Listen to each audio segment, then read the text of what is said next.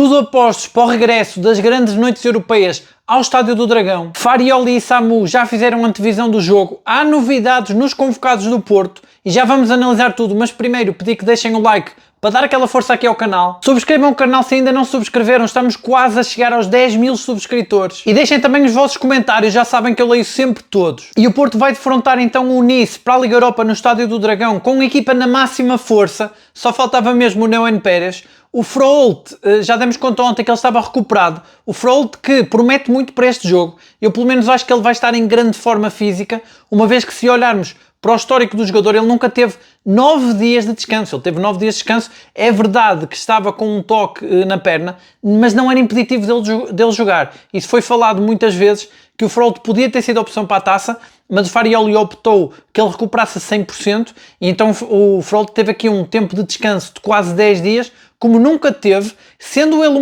motor do Porto, o jogador mais decisivo ali do meio campo, o jogador que mais corre, tendo um Froholt tão fresco, nem nos primeiros jogos da época ele estava tão fresco, promete muito este Froholt contra um Nice que, não sendo a equipa mais forte que o Porto defronta nesta Liga Europa, é um jogo muito decisivo e é uma equipa que pode criar problemas ao Porto. O Froholt falhou o jogo da taça, claro que sendo um jogo com o Sintrense não ia fazer tanta falta, teoricamente. A verdade é que eu tenho dito aqui, eu acho que o Eustáquio jogou bem na posição dele. Claro que não tem nada a ver, principalmente como eu digo muitas vezes, o Eustáquio não tem golo e o Froholt tem. Depois, claro que o Froholt mais alto, mais rápido, mais ágil, mais jovem, também com mais técnica e mais potencial e também mais poder físico, acaba por suplantar o Eustáquio, mas o Froholt também, mesmo que esteja cansado, ele vai começando a dar sinais de algum cansaço, teve agora esta lesão na seleção.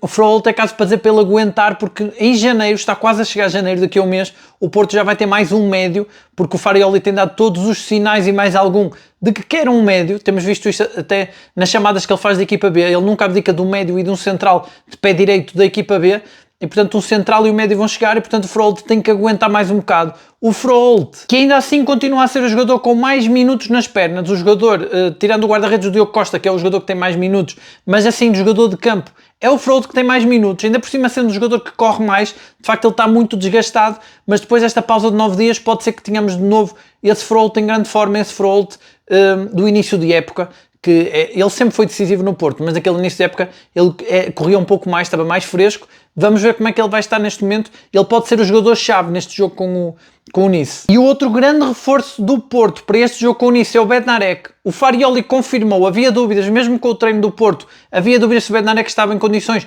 porque ele tem treinado integrado. No entanto, o Farioli disse exatamente que o Bednarek vai jogar, já se referiu a ele como um reforço para esse jogo, portanto vai jogar o Bednarek do lado direito. Acabam aqui as dúvidas. Eu tinha dito que realmente o Pablo Rosário tem feito boas exibições.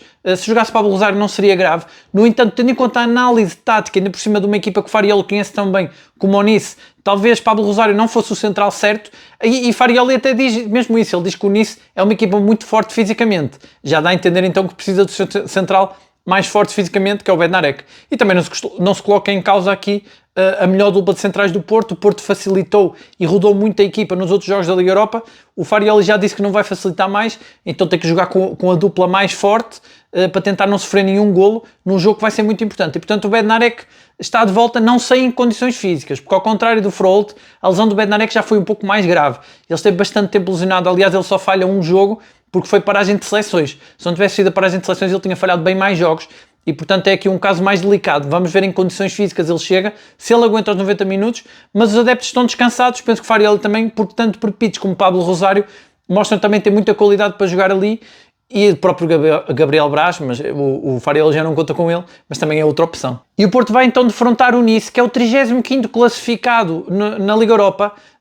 É um dos adversários pior classificados, está a fazer uma péssima época, vem de 6 derrotas seguidas. A verdade é que o Nice é uma equipa muito forte fisicamente, como diz Farioli, é uma equipa ofensiva, vai abrir espaços atrás, como dizia Farioli, também por isso acho que ele vai apostar no Samu, até porque foi o Samu o jogador que falou na antevisão. Embora eu tenha dito aqui que eu gostava de ver o De Jong, porque o De Jong é mais experiente em competições europeias, mas realmente pode ser esse tal jogo em que o Samu diz que o seu ponto forte é espaços abertos, e pode ser esse o jogo. O próprio Farioli fez questão de pressionar o Nice, já dizendo que espera que eles joguem assim, tentando pressioná-los também e condicioná-los a que joguem com pressão alta, mas atenção aos ressaltos, aquilo que eu tenho dito.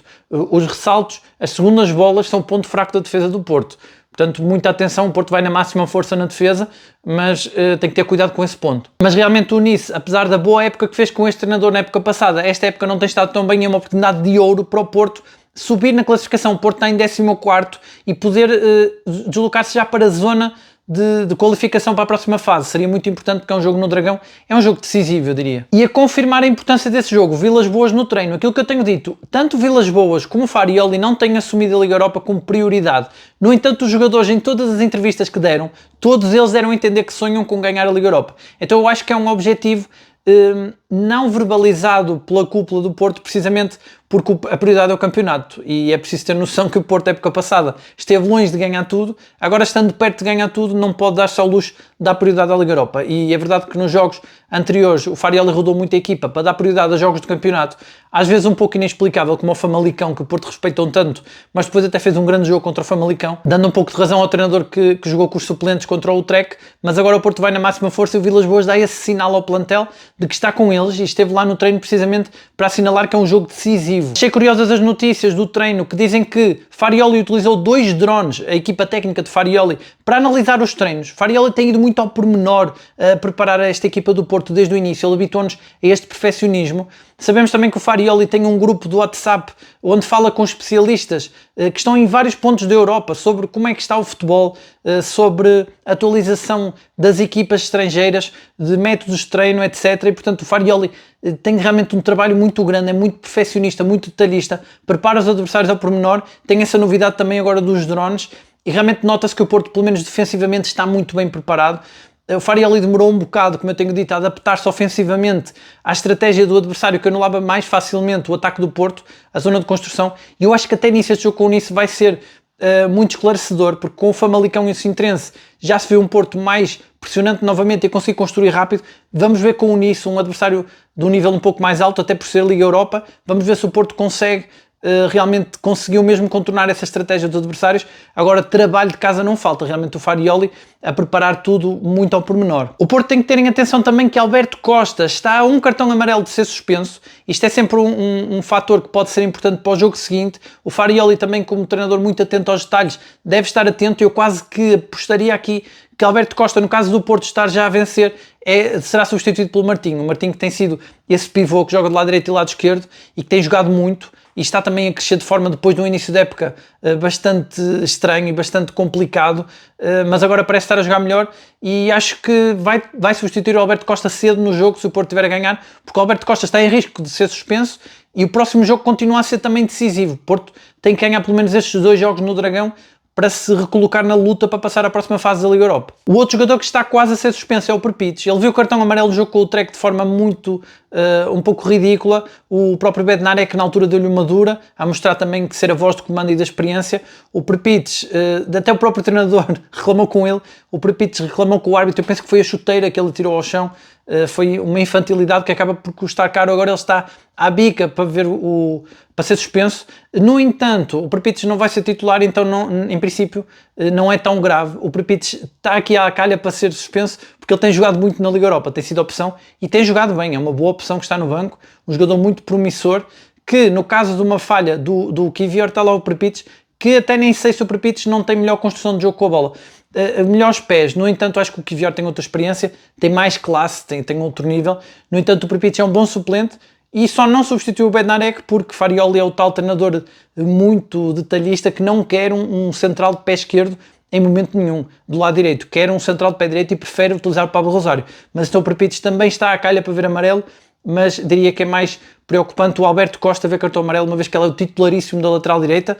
E acho que ainda há uma grande diferença, muito, muito grande mesmo, entre o Alberto Costa e o Martim Fernandes. Acho que o Alberto Costa é bastante superior. O Farioli, que além de já ter treinado o Nice, também já jogou contra este treinador do Nice, quando ele treinava o Lens. Jogaram 2 vezes, defrontaram-se 2 vezes durante o campeonato e Farioli venceu as 2 vezes, portanto é um bom pronúncio aqui. Além daquilo que eu já disse ontem, que as equipas francesas normalmente não têm muitas hipóteses com o Porto, portanto aqui bons sinais. E o Farioli então que já treinou em França, eu hoje vi uma reportagem do primeiro jogo de Farioli contra o PSG em que ele venceu, surpreendeu a França, foi a partir daí que Farioli começou a ficar mais conhecido impondo a primeira derrota de Luís Henrique no PSG, essa equipa recheada de estrelas, e portanto já mostrou ali o Farioli que ele é muito bom estrategicamente. Ele no Porto não tem tantas oportunidades de fazer isso, porque normalmente é o Porto que domina o jogo, e ele é muito bom a preparar a equipa defensivamente e no contra-ataque, só que no Porto é preciso mais, é preciso ser ofensivo, e o Porto está a ser ofensivo, a justiça seja feita, embora seja mais forte defensivamente,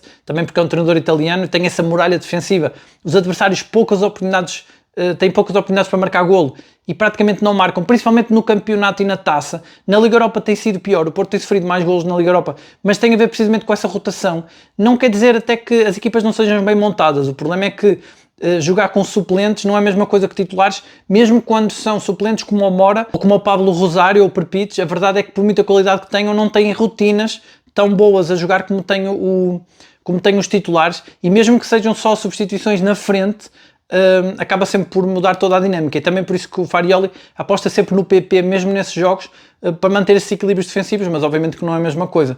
No entanto, é esse o grande ponto forte de Farioli, e realmente ele ganhou ao PSG com uma defesa muito sólida. O Nice foi a melhor defesa do campeonato francês, e portanto já era a imagem de marca de Farioli. Ele tem então essa história ligada ao campeonato francês, e vai se reencontrar com o Nice, que é um clube que tem em boa conta o treinador também, assim como o Ajax, que gosta do treinador, que ele fez história também nesse clube, qualificando-os também para as competições europeias. Outra curiosidade também deste jogo é o jogo 100 do Diogo Costa. Ele vai completar o jogo 100, vai subir mais um pouco nesse ranking de jogador com mais jogos pelo Porto, e atenção que se Diogo Costa renovar, mais uma vez aquela questão da novela, que ele ainda não renovou, mas se ele renovar vai com certeza tornar-se o jogador com mais jogos da história do Porto. Curioso que o jogador com mais jogos é também guarda-redes, é o Welton. De facto ele jogou muitas épocas no Porto, foi durante muito tempo o guarda-redes titular do Porto, e o Diogo Costa vai se aproximando cada vez mais do Welton para se tornar esse jogador com mais jogos pelo Porto, isto se renovar e se não sair entretanto. Eu hoje olhava algumas estatísticas do Diogo Costa e via que, por exemplo, ele não sofreu golos em metade dos jogos que fez pelo Porto, o que é impressionante, além de todas as defesas e da qualidade que todos lhe reconhecem, além de ser um especialista a defender penaltis, mas que eu acho que esta época está a fazer a melhor época da carreira dele no Porto, que promete muito, e a época ainda vai a menos de meio, e eu acho que esta época é realmente a época da afirmação do Diogo Costa no Porto, mas também a nível mundial, como esse guarda-redes top 10 dos melhores guarda-redes do mundo. E o Farioli já fez então a conferência de antevisão do jogo. Eu gosto sempre muito de ver as conferências do Farioli, aquilo que eu digo, gosto do discurso dele, é um treinador que é prático, pragmático, que é bastante vertical como a equipa a responder, responde a tudo e responde com bastante assertividade. E ele a falar mais uma vez dessa dupla do Gabri Veiga com o Mora, a dizer que é para repetir, mas que em certos cenários específicos, porque tem que ser um adversário que permita jogar assim. Ele continua a ter muitos rodeios, eu acho que ele tão cedo não vai apostar nessa dupla, nos dois Gabri Veiga e Mora ao mesmo tempo. Ele vai preferir sempre rodar os dois entre eles, para tê-los também frescos. Até porque o Farioli falou de uma forma que eu achei curiosa dos dois, dizendo que os dois fazem piques de 50 metros para recuperar a bola. E é isso que ele mais valoriza, que são os jogadores que colocam a equipa em primeiro lugar. Ou seja, o Farioli a mostrar que é esse treinador de equilíbrios, a explicar, no fundo, sem falar do PP, a explicar porque é que o PP é titular, porque mantém esses equilíbrios, e realmente ele valoriza muito o aspecto defensivo. Ele acredita que com qualidade na frente, mais tarde ou mais cedo vai marcar, mas que primeiro precisa não sofrer. E então o Mora, sem dúvida que foi isso que fez com que ele não fosse titular durante tanto tempo. O Mora é o maior talento do Porto, acho que ele devia ser sempre titular, mas realmente o Farioli tem essa visão que o Mora agora já contribui de facto bastante defensivamente. Eu diria mais, eu diria que o Mora corre mais para recuperar a bola do que o Gabri Veiga, até porque as características do Gabri Veiga já são essas, naturalmente, de ser um jogador mais físico, enquanto o Mora é um jogador mais franzino, é mais difícil para ele fazer essas recuperações, mas tem-nas feito. E por acaso o Mora marcou um grande golo com o Sintrense. Eu tenho dito aqui que o Mora tem sido menos goleador por isso, porque tem se esforçado muito a defender, e isso naturalmente desgasta e tira alguma lucidez na hora de marcar golo, porque o Mora também tem muito golo. E eu acho que a diferença do Mora para o Gabri Veiga vem daí. É que o Mora tem mais golo que o Gabri Veiga. O Gabri Veiga tem mais visão de jogo, mais distribuição de jogo, e portanto eu acho que podem os dois jogar juntos, mas o Farioli pareceu-me na conferência que ele não vai tão cedo apostar nisso. O Farioli saudou também a recuperação de todos os lesionados. De facto o Porto está a fazer um bom trabalho e não está a passar pelo mesmo sufoco de ter muitos jogadores lesionados como tinha no início da época, melhorou bastante nesse aspecto, e de facto o Farioli está muito empolgado com o regresso do De Jong.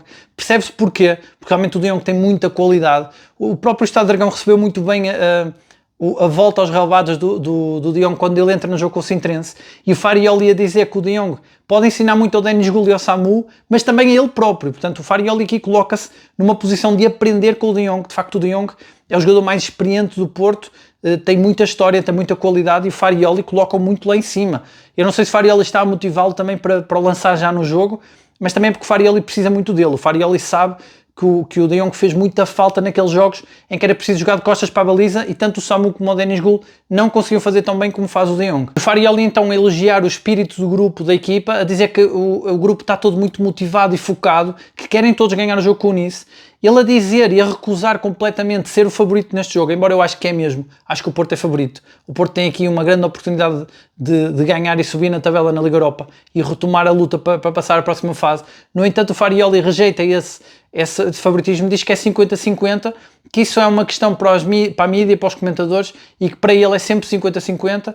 Enfim, sabemos que o Farioli não gosta de ter a equipa muito no céu, gosta de tê-la sempre com o pé no chão, é o natural também do Farioli. E mais uma vez dá uma aula de como joga o adversário, fala sobre o Nice ser físico, do Nice fazer marcação homem a homem, fala sobre esse Nice que deixa muito espaço atrás porque ataca muito. De facto, um dos pontos fracos do Nice tem a ver com isso. O Nice ataca e desprotege um pouco atrás. Eu tenho disse até no vídeo anterior, que aposto que o Nice vai tentar aquela estratégia que o Benfica tentou, e o Salzburgo e muitos outros adversários, o Moreirense e por aí adiante, de tentar anular a construção do jogo do Porto. Acho que o Nice vai se adaptar, até porque o Nice está com dificuldades esta época, mas o Farioli também, talvez pensando nisso, pressionou então, dizendo que o Nice vai jogar ao ataque e que vai criar muito espaço atrás.